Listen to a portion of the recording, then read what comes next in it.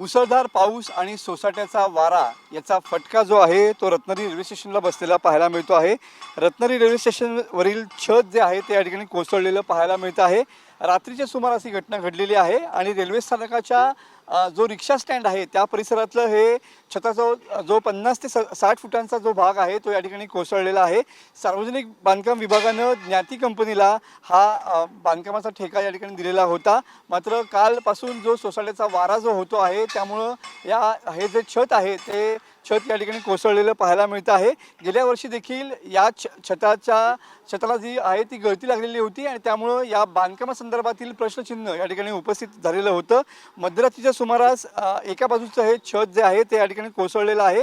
सुदैवाने यामध्ये कोणतीही जीवितहानी झालेली नाही। रात्रीच्या वेळेस वाहनांची वर्दळ या ठिकाणी कमी असल्यानं मोठी दुर्घटना टळली, कारण का याच ठिकाणी खऱ्या अर्थानं रेल्वेमधून जे प्रवासी येतात त्यांच्यासाठी हा रिक्षा स्टँड या ठिकाणी बांधण्यात आलेला पाहायला मिळतो आहे।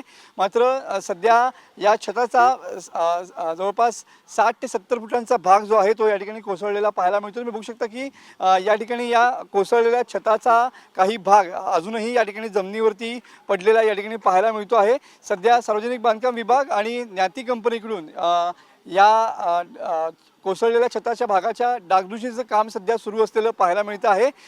काल खूप सोसाट्याचा वारा या ठिकाणी झालेला होता आणि त्याच अनुषंगानं जो पाऊस देखील होतो आहे त्याचा फटका हा कोकण रेल्वे स्टेशनला या ठिकाणी बसलेला पाहायला मिळतो आहे। कोकण रेल्वे स्टेशनच्या बाजूला असलेले जे छत आहे ते या ठिकाणी कोसळलेलं आहे। मात्र सुदैवानं कोणतीही मोठी जीवितहानी या ठिकाणी होताना पाहायला मिळालेली नाही। कॅमेरामन समित गजनेसह मनोज डेले, TV9 मराठी, रत्नागिरी।